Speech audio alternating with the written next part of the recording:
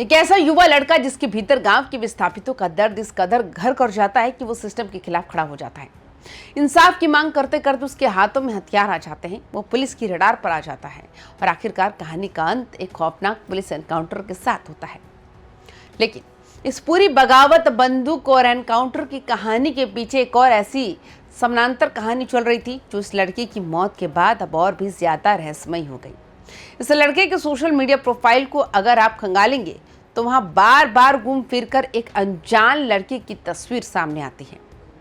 भारत भूषण तिवारी उस लड़की को बार बार बड़े चाव से, बड़े हक से क्यूटी एंजल कहकर बुलाता था। अब यहाँ अगर पूरी कहानी में एक बहुत बड़ा ट्विस्ट आ जाता है। वो लड़की आखिर कौन थी? उसकी प्रेमिका, या फिर उसकी कोई बहुत पक्की दोस्त, या फिर इस पूरे चक्रव्यूह के पीछे छिपा है कोई और बड़ा चेहरा? अब हमारे शो टू द पॉइंट में आज ऐसे ही कई सुलगते हुए सवाल खड़े हो रहे हैं जो इस एनकाउंटर की थ्योरी को एक बिल्कुल नया एंगल दे रहे हैं। क्या इस मिस्ट्री गर्ल की वजह से ही भारत भूषण तिवारी की जान गई? क्या इस अधूरी इश्क की कहानी के बीच में कोई ऐसा पुराना दुश्मन आ गया था जिसने भारत को सीधे मौत के मुंह में धकेल दिया? या फिर सब कुछ महज एक इत्तेफाक, एक संयोग था? नमस्कार, स्वागत है आप सभी का भाई बहन बिहार झारखंड में लेकर आई हूँ शो टू द पॉइंट। मैं हूँ आपके साथ मुदिता त्रिपाठी। आखिर भारत के सोशल मीडिया पर ऐसा क्या था जिसने पुलिस से लेकर आम जनता तक का दिमाग चकरा दिया? भारत भूषण तिवारी जितने गुस्सैल, अड़ियल और लड़ाकू मिजाज के दिखते थे, असल जिंदगी में वो उतने ही खुश मिजाज और रोमांटिक भी थे। एक तरफ वो गांव के विस्थापितों के हक की लड़ाई लड़ रहे थे, तो दूसरी तरफ उनके दिल में किसी के लिए बेहद नर्म और खास जज्बात थे। अगर हम भारत के सोशल मीडिया अकाउंट्स की टाइमलाइन को थोड़ा पीछे खजाकर खंगालेंगे तो कुछ तारीखें और कुछ पोस्ट सीधे तौर पर ध्यान खींचते हैं। 28 सितंबर 2025 को भारत ने एक लड़की की तस्वीर पोस्ट की थी जिसमें वो लड़की एक बैकग्राउंड गाने पर रील बना रही थी। इस पोस्ट पर भारत ने सीधे सीधे क्यूटी एंजल लिखा था। कहानी यही नहीं रुकती, इसके पहले भी यानी 24 अगस्त, 25 जुलाई और 17 जुलाई 2025 को भी उसी मिस्ट्री गर्ल की तस्वीरें लगातार पोस्ट की गई थी। विशेष रूप से 17 जुलाई वाले पोस्ट को अगर आप देखेंगे तो उसमें भारत ने मजाक में बड़े अजीब अंदाज में लिखा था कि मेरे सभी रिश्ते में साला लगने वालों को मेरी प्रेमिकाओं की तरफ से हैप्पी नशेड़ी डे। इस पोस्ट से साफ झलकता है कि भारत अपने इस रिश्ते को लेकर सोशल मीडिया पर भी काफी बेबाक थे। इसके बाद इसी साल 6 जून 2026 को एक और बेहद चौंकाने वाला पोस्ट सामने आता है। इस पोस्ट में भारत सीधे प्रशासनिक व्यवस्था पर तंज कसते हुए लिखते हैं कि चलो कोई बात नहीं एसडीएम, अभी के लिए तुम सभी मिलकर जो प्रेमिका है उस नाते तुम सभी मेरी प्रेमिका के भाई हो। मेरी प्रेमिका कौन कौन है ये तुम सभी को पता है। और इसके साथ उन्होंने गाना भी अटैच किया था। अब इन सारे पोस्ट को एक धागे में पिरो कर देखें तो ये बात साफ हो जाती, भारत किसी न किसी से बहुत गहरा लगाव रखते थे।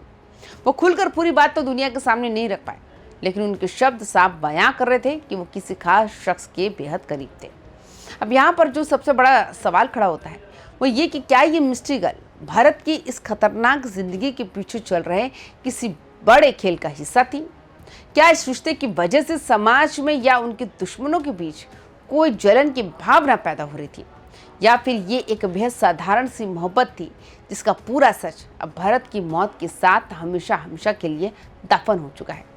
आखिर एक आम सा खुशमिजाज लड़का अचानक इस रास्ते पर कैसे निकल गया? भारत तिवारी की शख्सियत के दो बिल्कुल अलग छोर थे। एक तरफ वो लड़का जो सोशल मीडिया पर शायरी लिखता था, रोमांटिक गाने शेयर करता था, इश्क और मोहब्बत की बातें करता था, दोस्तों के साथ हंसी मजाक करता था। लेकिन दूसरी तरफ वही लड़का अपने गांव के लोगों की जमीन, उनके विस्थापन और उनके हक की लड़ाई के लिए अचानक अपने हाथों में हथियार उठा लेता है और सीधे सिस्टम से टकराने चला जाता है। जब कोई इंसान दो बिल्कुल अलग अलग नावों पर सवार होता है तो उसकी जिंदगी में विवादों और दुश्मनों का आना तय हो जाता है। भारत की मौत के बाद उनको सोशल मीडिया पर लोग लगातार कमेंट्स कर रहे हैं, तरह तरह के कयास लगा रहे हैं। उन क्यूटी एंजल वाली पुरानी तस्वीरों पर कई लड़कों ने पहले मजाक भी उड़ाया था, लेकिन भारत ने तब किसी को कोई पलटकर जवाब तक नहीं दिया। अब राजनीतिक और सामाजिक गलियारों में चर्चा बहुत तेज है कि क्या इसी लव एंगल या किसी त्रिकोणीय दुश्मनी की वजह से भारत के खिलाफ लोकल इंटेलिजेंस या मुखबिरी का नेटवर्क और ज्यादा मजबूत हो गया? क्योंकि अक्सर देखा गया है जब कोई बागी किसी के प्यार में होता है तो वो थोड़ा कमजोर पड़ता है, उसकी लोकेशंस और उसके मूवमेंट्स लीक होना आसान हो जाते हैं। हालांकि अभी तक पुलिस या किसी भी जांच एजेंसी के पास इस बात का कोई पुख्ता और ऑन रिकॉर्ड सबूत नहीं है कि इस मिस्ट्री गर्ल का भारत के एनकाउंटर से कोई सीधा वास्ता है या नहीं। लेकिन जब तक सच्चाई सामने नहीं आती तब तक कयासों का ये बाजार ऐसे ही गर्म रहने वाला है। लेकिन इन सब के बीच जो आम लोग और सोशल मीडिया की जनता है वो लगातार उस क्यूटी एंजल की तलाश में जुटी हुई है। हर कोई सोच रहा है अगर वो लड़की कभी सामने आती है या अपना पक्ष रखती है तो शायद भरत की जिंदगी और उनकी मौत से जुड़े कई ऐसे राज खुल सकते हैं जो अभी तक फाइलों में बंद है। लेकिन फिलहाल वो लड़की कानून और जनता दोनों के लिए एक बहुत बड़ी मिस्ट्री बनी हुई है। इस पूरी कहानी से हमें टू द पॉइंट एक बात समझने को मिलती है, इश्क और बगावत का ये जो मेल है होता है वो अक्सर बहुत ज्यादा खतरनाक साबित होता है।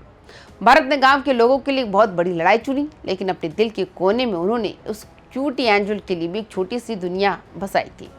आज नतीजा ये है कि वो दोनों लड़ाइयाँ, वो दोनों कहानियाँ अधूरी रह गई। बंदूक की गोली ने एक बागी को जो शांत कर दिया, लेकिन उसके पीछे छोड़ गया है सवालों का ऐसा समंदर जिसका जवाब फिलहाल किसी के पास नहीं है। तो आपको क्या लगता है, भरत भूषण तिवारी के इस एनकाउंटर के पीछे मिस्ट्री गर्ल या किसी पर्सनल दुश्मनी का कोई हाथ हो सकता है, या फिर आपको लगता है कि ये सिर्फ विस्थापितों की लड़ाई का एक दर्दनाक अंजाम है? आपकी जो भी राय हो नीचे कमेंट बॉक्स में हमें खुलकर बताएं। बाकी तमाम खबरों के लिए देखते रहिए YBN बिहार झारखंड। नमस्कार।